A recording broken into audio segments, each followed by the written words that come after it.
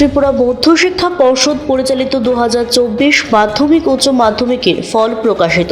ত্রিপুরা মধ্যশিক্ষা পর্ষদ পরিচালিত 2024 সালের উচ্চ মাধ্যমিক মাদ্রাসা ফাজিল এবং মাদ্রাসা আলিমের ফলাফল শুক্রবার প্রকাশিত হলো। এদিন দুপুরে রাজধানী আগরতলার গোর্খাবস্তি এলাকার পর্ষদ ভবনে এক সাংবাদিক সম্মেলন করে ফলাফল ঘোষণা করেন সভাপতি ডক্টর ধনঞ্জয় গঞ্জ চৌধুরী। তিনি জানান, এই বছর পর্ষদ পরিচালিত মাধ্যমিক পরীক্ষায় পাশের হার 87.54%। গত বছরের তুলনায় 1% বেশি ছাত্রছাত্রী পাশ করেছে। তুলনামূলকভাবে মেয়েদের ফলাফল ভালো হয়েছে বলে জানান তিনি। রাজ্যের 310টি স্কুলের ছাত্রছাত্রীদের পাশের হার 100%। জেলাভিত্তিক হিসেবে প্রথম স্থানে রয়েছে গোমতী জেলা।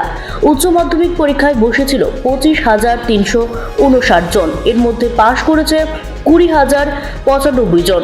পাশের হার 79.27%। তবে উচ্চ মাধ্যমিকে গত বছরের তুলনায় এই বছরের ফল একটু খারাপ হয়েছে।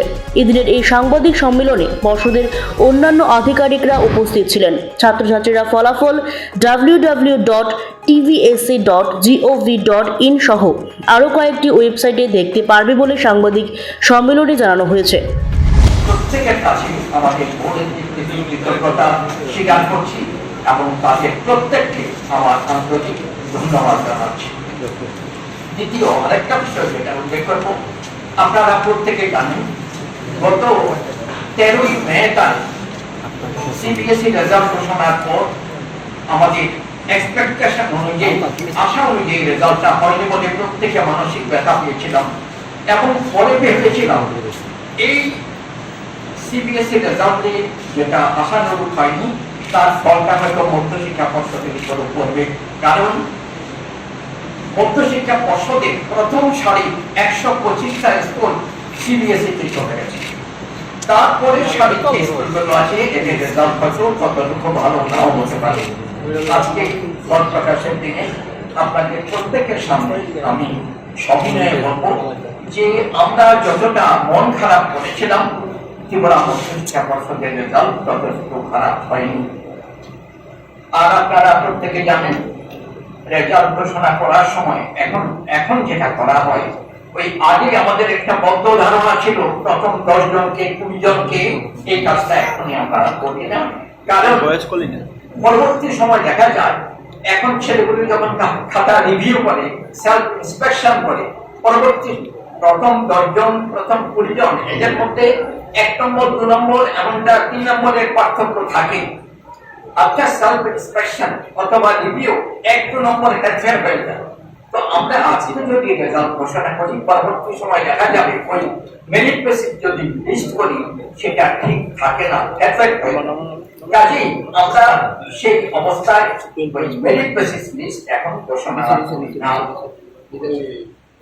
এবার মধ্যশিক্ষা পর্ষদ আমাদের ত্রিপুরা মধ্যশিক্ষা পর্ষদে মাধ্যমিক পরীক্ষা দিয়েছিল 1083টা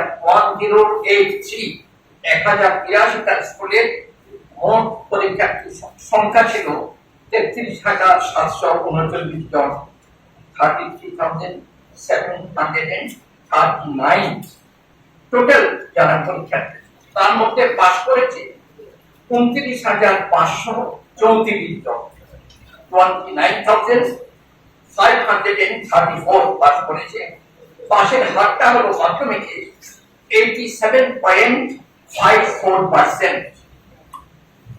একটা কথা এখানে আমি গতবার আমাদের যে মধ্যশিক্ষা পর্ষদের পরীক্ষার রেজাল্ট ঘোষণা হয়েছিল, গতবার মাধ্যমিকে পাস করেছিল 86.32%, এবার পাস করেছে 87.54%। দেখতে পাচ্ছি রেজাল্টটা আমরা মনে হয় 1% একটু বেশি বেটার রেজাল্ট মাধ্যমিক। আর মাধ্যমিকে 33,739 জন পরীক্ষা দিল, এর মধ্যে মেরিট পরীক্ষার্থী ছিল 15,782 জন, 15,782। এটা হলো মেল ক্যান্ডিডেট। ফিমেল ছিল 17,957, 17,957। সেক্ষেত্রে আমাদের এখানে মেয়েরা অনেকটাই এগিয়ে। আর আমাদের এখানে 100% যে পাস করেছে এই সমস্ত, আমি প্রথমেই বলেছিলাম 1083টা স্কুলের ছেলেমেয়েরা মাধ্যমিক পরীক্ষায় বসেছিল, তার মধ্যে 100% পাস করেছে 310টা স্কুলের স্টুডেন্টস। 310 ওরা 100% পাস করে গেছে। এখানে আমার সতর্ক আছে, কোন স্কুল থেকে হয়তো একজন পরীক্ষা দিয়েছে, কোন জায়গায় দুইজন পরীক্ষা দিয়েছে, পাস করলে 100% চলে এসেছে। তো আর একজনও পাস করে।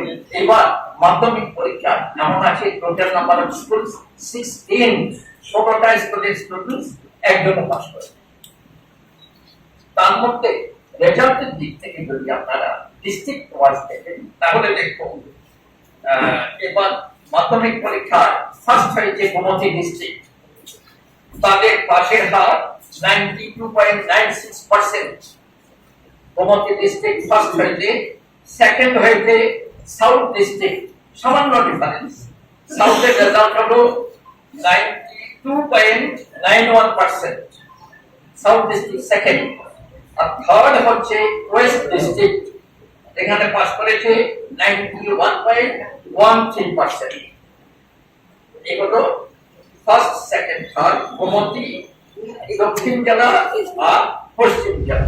পরীক্ষা থেকে শুরু করে ফল প্রকাশ প্রক্রিয়া পর্যন্ত সবকিছু সুষ্ঠু এবং সুন্দরভাবে সম্পূর্ণ করার জন্য বিভিন্ন স্কুলের শিক্ষক শিক্ষিকা, পুলিশ প্রশাসন, বিদ্যুৎ দফতর সহ অন্যান্য সকলের সহযোগিতার জন্য ধন্যবাদ জ্ঞাপন করেছেন তিনি। Bureau report, CNA TV. CNE TV, channel for news and entertainment.